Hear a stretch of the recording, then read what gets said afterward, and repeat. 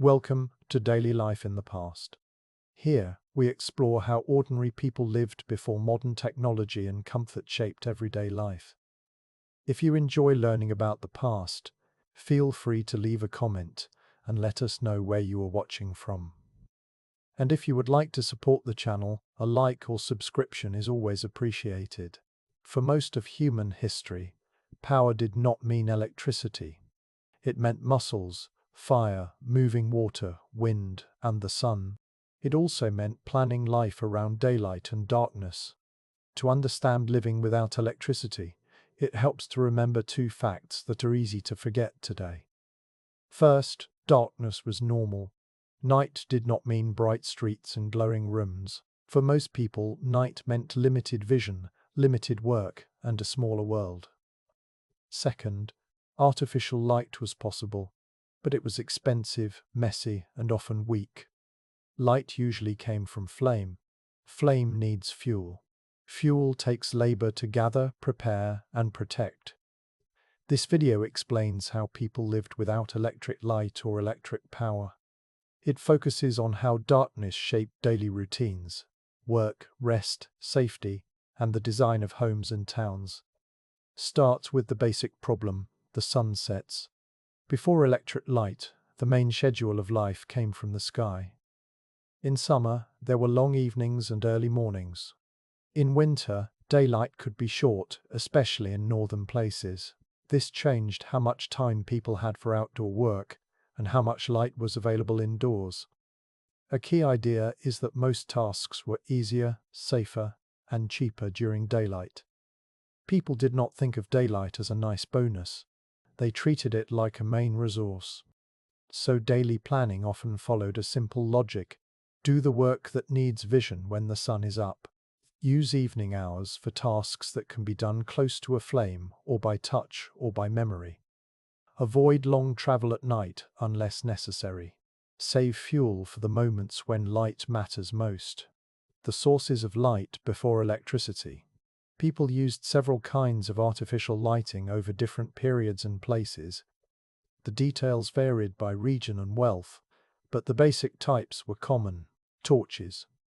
A torch is a simple tool, a burning bundle of resinous wood, cloth, or plant fibers. Torches give bright light for a short time. They also smoke, drip, and can be dangerous indoors.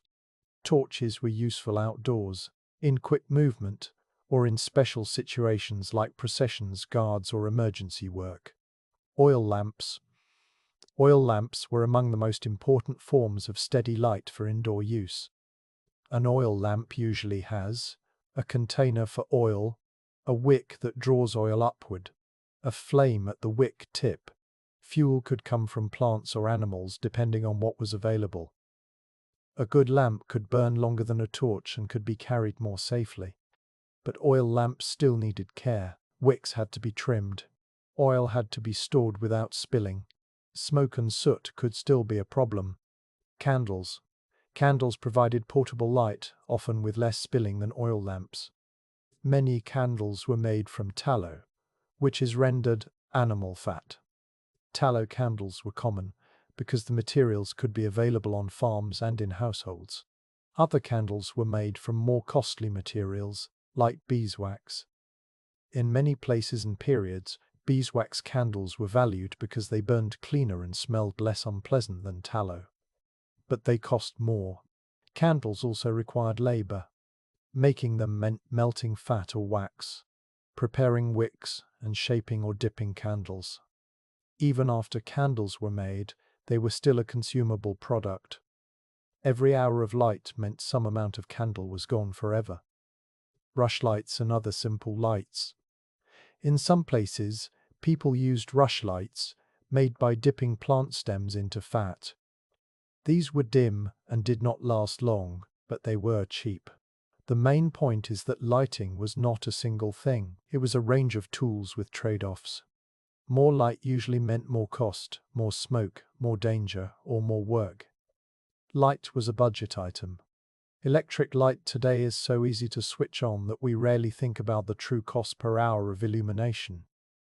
In earlier times, families often had to decide when light was worth spending. A household might use a single candle at the table and keep the rest of the room dark. A family might cluster in one room at night to reduce the number of lights needed. A shopkeeper might light only part of the shop. A traveler might carry a small lantern but avoid wasting fuel. This created a culture of careful lighting. Light was something you planned. You did not light the house. You lit a place where a task happened. What darkness did to the inside of homes. Home design and daily habits were shaped by the limits of light. Rooms and windows. Windows were the most important lighting technology for daytime indoor life. A larger window gives more daylight, but windows also bring problems. Heat loss in cold climates. Heat gain in hot climates. Glare security concerns. Cost and availability of glass. In many places, glass windows were costly for a long time. Some homes used oiled cloth, shutters, or small panes. This meant that, even during the day, indoor light could be limited. People used window-side spaces for detailed work. You can think of the window as a work lamp powered by the sun. Central rooms and dark corners. Interior rooms, hallways, and corners could stay dim even at midday. So homes often developed patterns like doing fine sewing, reading, and writing near the window. Using darker spaces for storage. Using touch and habit to move around. Keeping floors clear to avoid tripping. Reflective surfaces. People also tried to multiply light. Light-colored walls, polished metal, and clean surfaces could help. Some homes used mirrors or reflective panels to bounce light, though mirrors were not cheap. Fireplaces and stoves. Fire gave heat and sometimes some light, but it was not a clean lamp. A fireplace flame is not designed to illuminate a room evenly. It flickers, it is low, and it creates shadows. Still, the hearth became a center of evening life, partly because it was one of the few steady light sources already burning for warmth and cooking. Lighting devices, managing flames safely. Using flame indoors required equipment and habits. Lanterns. Lanterns protect a flame from wind and reduce the chance of fire. A lantern might use glass, horn, or thin metal with openings. Lanterns were important for moving around at night, walking outdoors, checking barns, visiting neighbors, or going to the privy. But lanterns still had limits. They were not extremely bright. They could break. They required fuel. They could still start fires if mishandled. Wick trimming and maintenance. Wicks had to be managed to control smoke and brightness. A poorly trimmed wick can produce soot and a dim flame. A well-maintained lamp can provide steadier light. This is part of why lighting was a skill, not just a purchase. The smell, smoke, and soot problem. Electric light is clean at the point of use. Fire is not. Many older lighting fuels produced smoke, soot on ceilings and walls, odors, especially from animal fats. In poorly ventilated spaces, smoke could irritate eyes and lungs. Soot also meant extra cleaning. Whitewashed walls might need regular renewal. Fabrics and surfaces could absorb smells. This influenced how people lived at night, keeping flames smaller than you might want. Ventilating when possible. Accepting dimmer rooms as normal. The risk of fire. With open flames, fire safety was a constant concern. Candles can tip. Oil can spill. Sparks can jump. Cloth and wood catch easily. Because of this, many people followed careful habits, using stable candle holders. Keeping lights away from curtains, bedding, and stored straw. Extinguishing flames before sleep. Keeping water, sand, or other materials available. In dense towns with wooden buildings, a single accident could become a disaster. So rules about fires and lights existed in many places, and people had strong reasons to be cautious. How darkness shaped work. Without electricity, work depended on daylight and muscle. Agriculture and outdoor labor. For farming communities, the daylight schedule was obvious. Planting, tending, harvesting, herding, and repairs were done when the sun made it possible. In harvest seasons, people worked long hours because daylight was available, and the work was urgent. In winter, outdoor work could shrink, and indoor tasks became more important. Craft work indoors.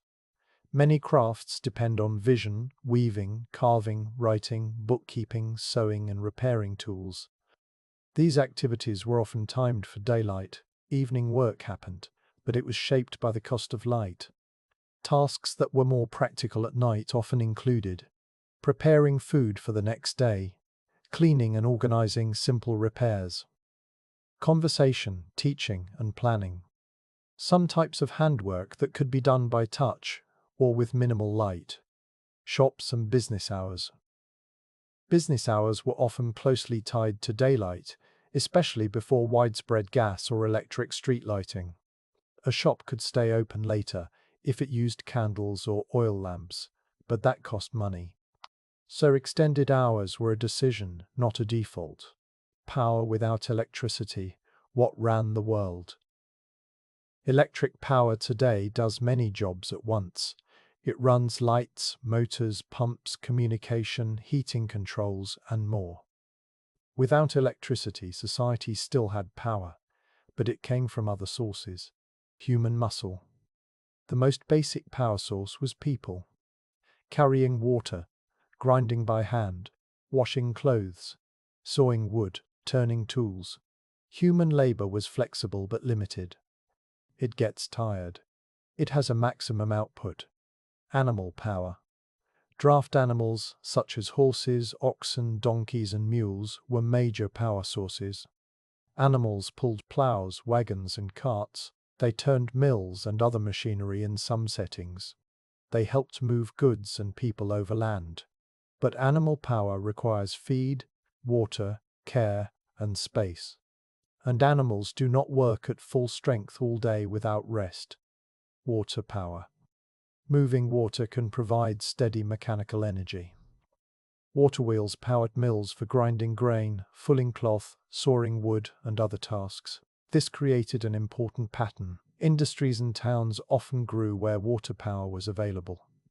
Water power is not portable like a battery. It is tied to a location, so geography mattered. Wind power. Windmills converted wind into mechanical work. They were used for grinding grain, pumping water, draining land in low-lying areas. Wind is also not fully reliable. It changes by season and weather. So wind-powered work often required patience and planning. Fire as power. Fire does more than give light. It produces heat for cooking, metalworking, pottery, and many other processes. It also enabled steam power in later periods, which then changed industry, transport, and eventually electricity itself. But at the household level, firepower meant chopping or gathering fuel, storing it dry, carrying it in, cleaning ash and soot, managing smoke through chimneys or vents.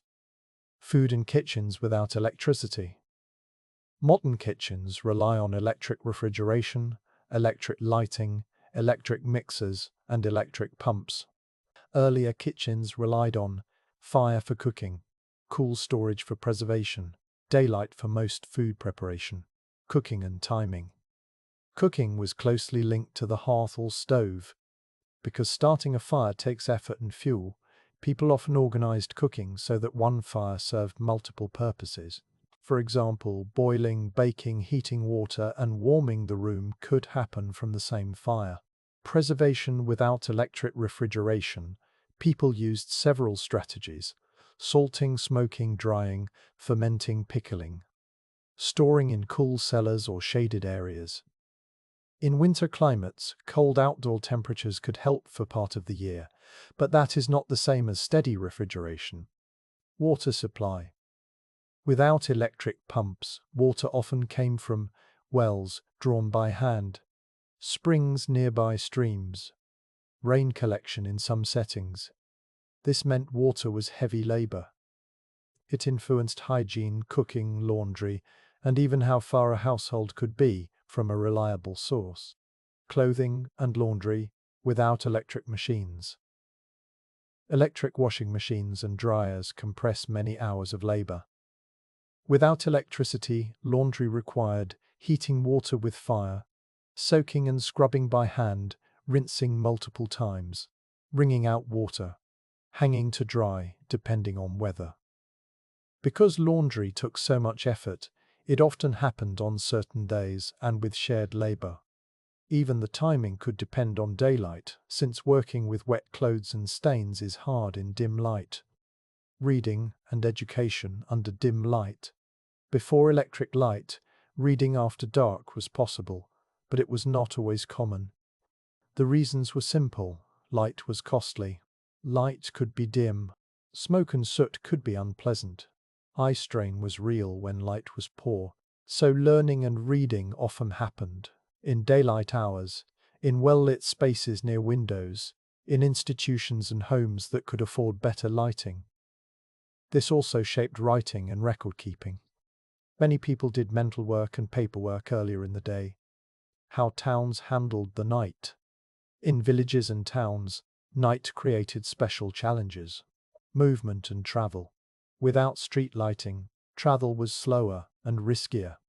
People used moonlight when available, lanterns, knowledge of roads and landmarks. Travel at night still happened, but it was not the easiest choice. Many people preferred to arrive before dark, street lighting before electricity.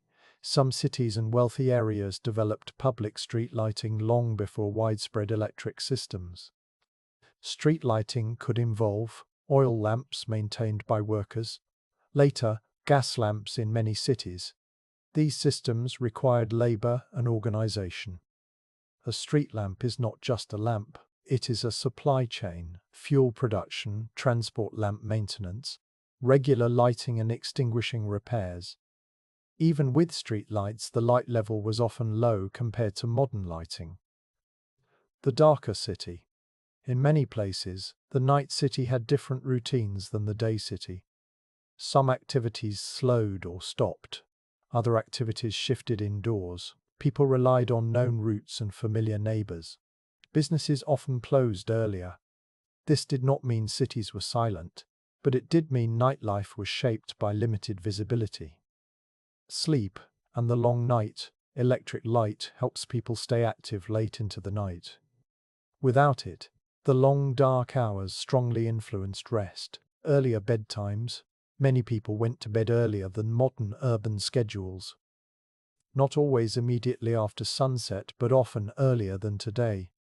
When light is costly and work begins at dawn, it makes sense to sleep more in darkness. Night waking. Historical sources from some times and places describe people waking during the night and then returning to sleep. This was not universal everywhere, and it may have depended on season, latitude, and local habits. The key point is broader than any single sleep pattern. When nights are long, people do not always treat sleep as one fixed block the way many people do today. Darkness changes how you structure time. Light and the sense of time. Without bright clocks and screens, and without lighting that keeps rooms equally bright at any hour, people often paid more attention to sunrise and sunset, shadows, church bells or town bells were available, rooster calls and animal routines, work tasks as time markers. Night could feel longer when activities were limited. Winter versus summer, two different lifestyles. Living without electricity often meant living two different yearly routines. Summer long daylight hours allowed more outdoor work, more travel, more social activity in the evening, more time for repairs and building projects. Summer also brought heat challenges. Without electric fans or air conditioning, people relied on shade breezes, building design with thick walls or ventilation. Work timing, such as starting early. Winter short days meant less daylight for work. More indoor tasks. Greater dependence on stored fuel. Greater dependence on stored food. Winter also meant more hours of darkness. So lighting needs could rise, at the same time that fuel and money might be tight.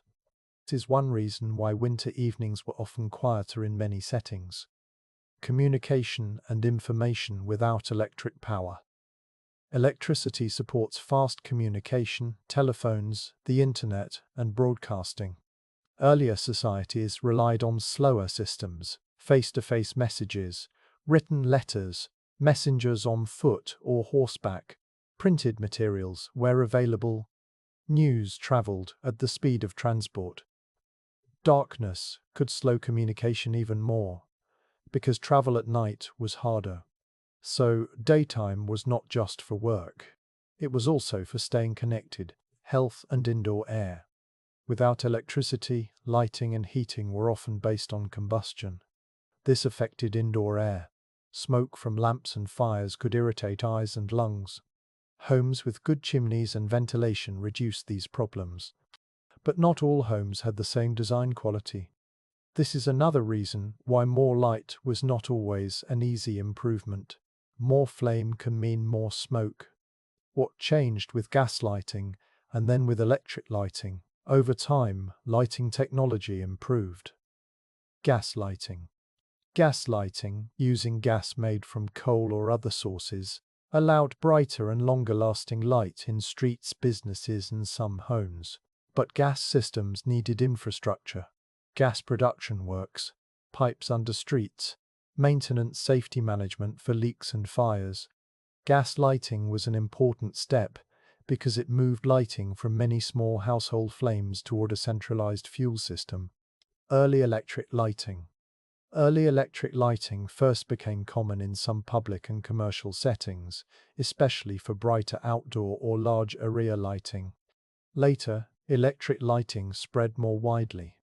Electric light changed daily life because it separated light from flame. No smoke in the room. No wick trimming. No fuel storage next to the table. It also made it easier to treat night as usable time. Once homes and streets could be lit reliably, work hours, leisure, and social schedules could expand.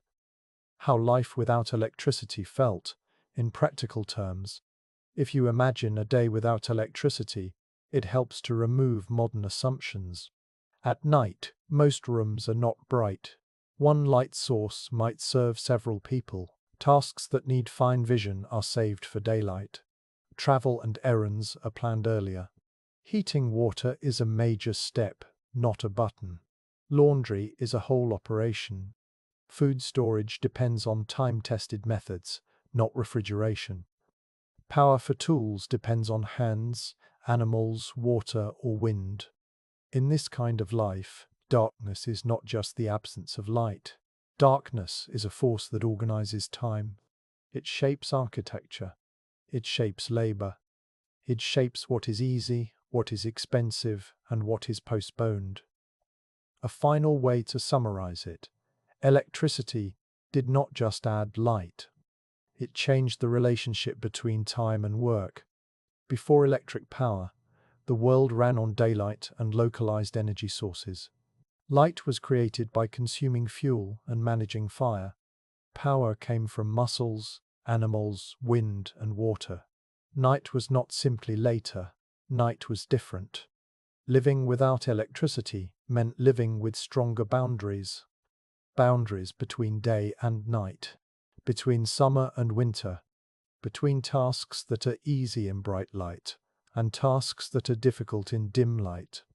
Understanding those boundaries helps explain why daily life, work, and rest looked so different before electric light and power became common.